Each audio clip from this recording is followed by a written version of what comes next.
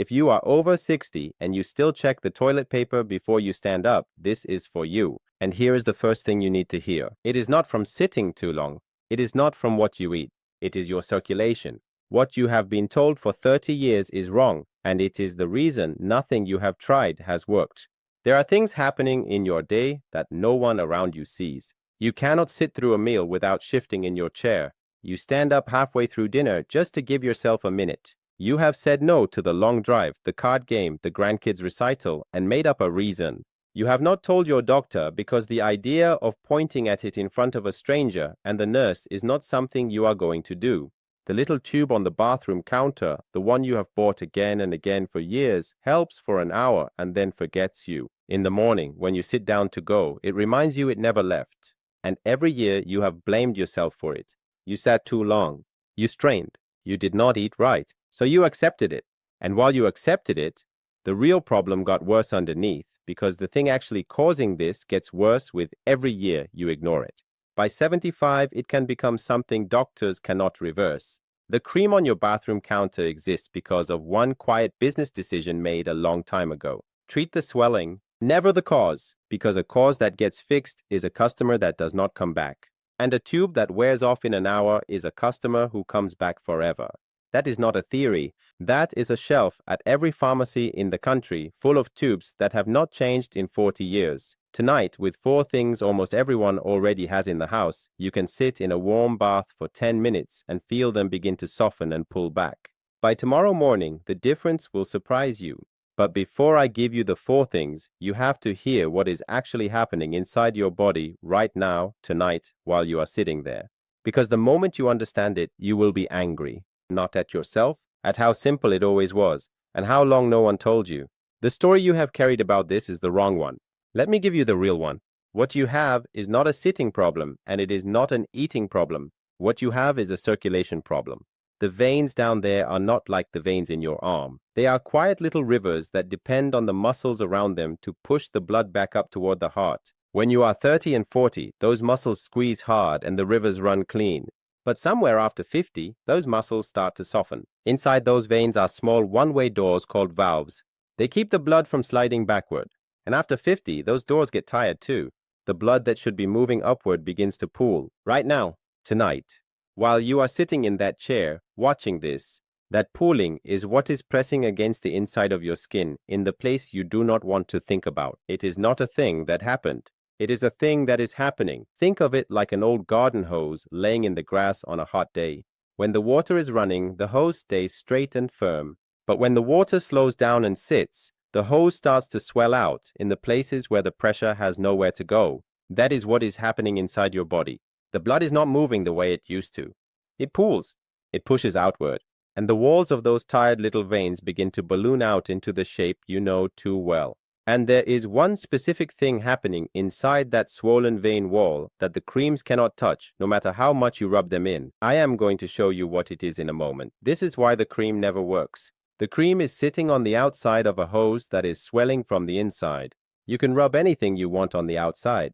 The blood underneath is still pooling.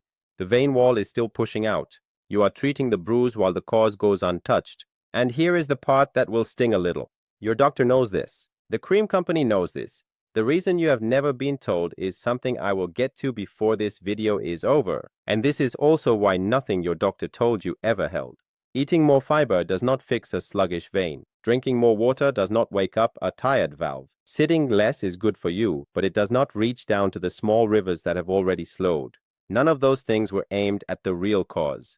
They were aimed at what they thought was the cause, because 30 years ago, that was the best story anyone in the West had. In the mountains where I learned this work, we understood it differently. We understood that the body has slow places and fast places, and when the slow places get too slow, they swell. And we learned that warm water drawn into the body through the skin with the right plants can wake the slow places back up. Not in a month. In one evening, the river starts moving again. The pressure releases. The vein wall has room to settle back down into itself. There are 4 plants that do this work. 3 of them are likely already in your kitchen tonight, sitting in jars you have walked past 1,000 times. I will name each one in a moment. Now hear me on this. Every year you leave this alone, the veins down there get a little more tired. The valves get a little more worn. What is a soft swelling at 62 can be a hard fixed thing by 75 that no soak and no surgery undoes the way it once would have. I want you to picture what that looks like because no one has ever shown you. It looks like a small piece of tissue that has been swollen so long it has scarred into place. The vein wall has lost the memory of what it used to be. The surgeon can cut it out, but the circulation around it is just as tired, and within 2 years, another one rises in its place. This is the road you do not want to be on, and the only place the road forks is now, tonight.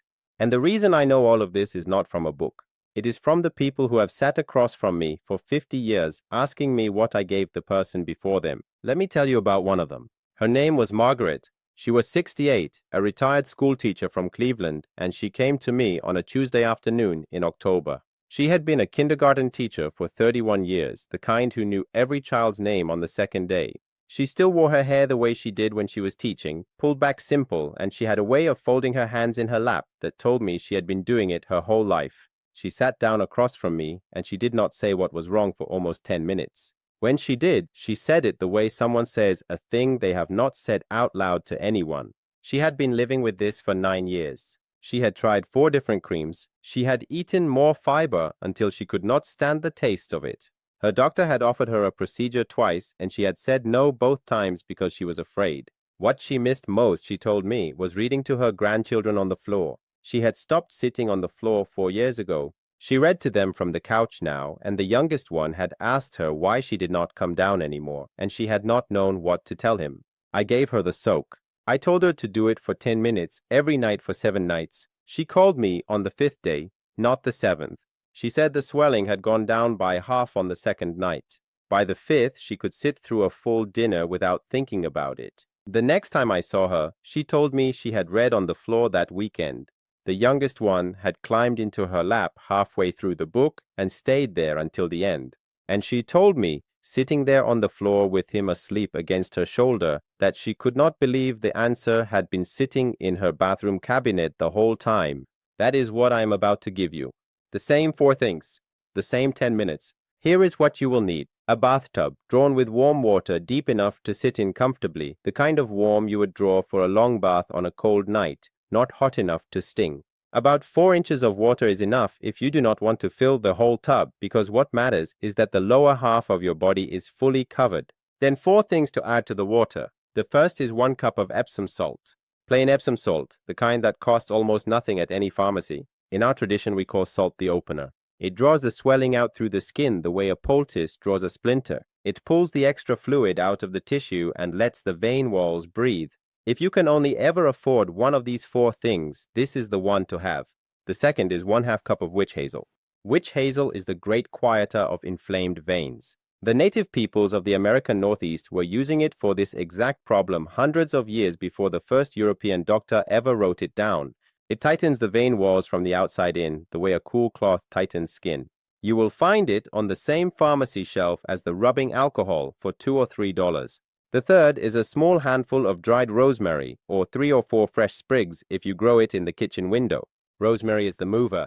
It is the one that wakes up the sleepy circulation. In the mountain villages, we used it for any complaint where the blood had slowed, from cold feet to tired legs to the very thing you are dealing with tonight. Crush the rosemary in your hand before you drop it in the water. The crushing wakes it up. The fourth is a small handful of dried chamomile or 2 chamomile tea bags torn open into the water. Chamomile is the softener. It calms the swollen tissue and quiets the burning. It is the one that lets you actually sit down in the water without flinching. The grandmothers in my village kept chamomile in every cupboard for exactly this reason, for the small soreness that no other plant could reach. Run the warm water first, deep enough to cover the lower half of your body when you sit down. Then pour in the Epsom salt and swirl it with your hand until it dissolves and the water goes from clear to soft white. Then the witch hazel, and you will smell it lift up off the surface, clean and a little sharp. Then crush the rosemary hard between your palms before you drop it in. The crushing is the part most people skip, and it is the part that wakes it up. Then the chamomile. Stir it slow with your hand for a few seconds. The water will turn the color of weak tea, and the steam will smell like a garden after rain.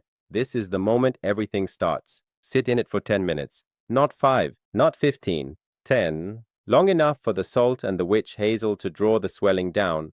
Long enough for the rosemary to wake the circulation. Long enough for the chamomile to soften what is left, but not so long that the warm water starts working against you. Stand up slow when you are done. Pat the area dry with a soft towel. Do not rub. Go straight to bed. Do this every night for 7 nights. Then, after the first week, twice a week is enough for upkeep. What the people who do this tell me afterward is always the same. They say the burning stops first, sometimes by the morning after the first soak. They say the swelling softens by the 3rd night so they can sit through a meal without shifting. They say the worry goes out of their body. The small constant attention they did not even realize they had been paying to that part of themselves all day long. One man told me he forgot about it for a whole afternoon for the first time in 12 years, and he did not realize he had forgotten until he was driving home. That is what you are looking for, the day you forget.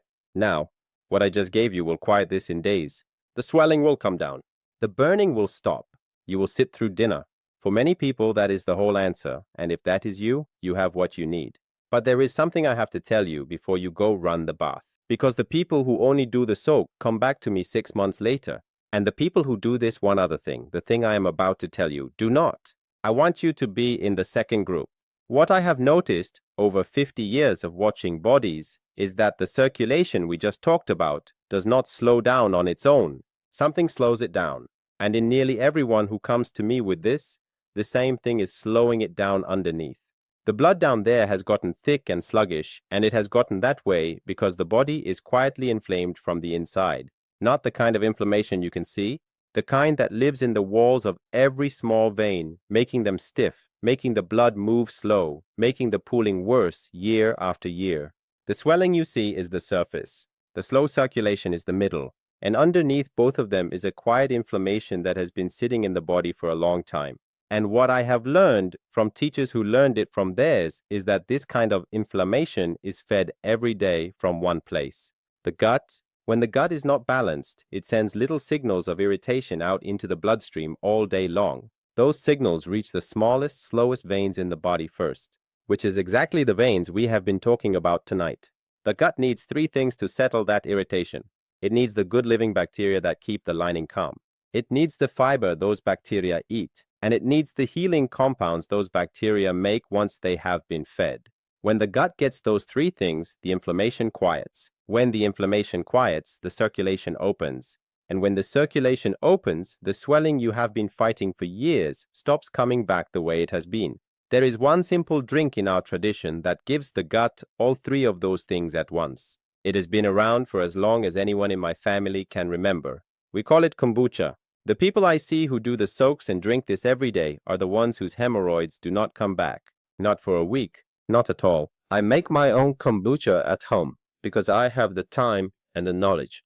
But for everyone watching online who can't brew their own, I give BoochBod Kombucha Gummies. The link is in the description, or you can search BoochBod Kombucha Gummies on Amazon. Margaret is 71 now. She still reads to her grandchildren on the floor. The youngest one, the one who used to ask her why she did not come down anymore, is 9 years old and tall enough that he does not climb into her lap the same way he used to, but he still sits next to her on the rug, leaning against her shoulder while she reads. She told me last spring that she had not thought about the thing that brought her to me in over 2 years. She had to stop and remember what it had felt like.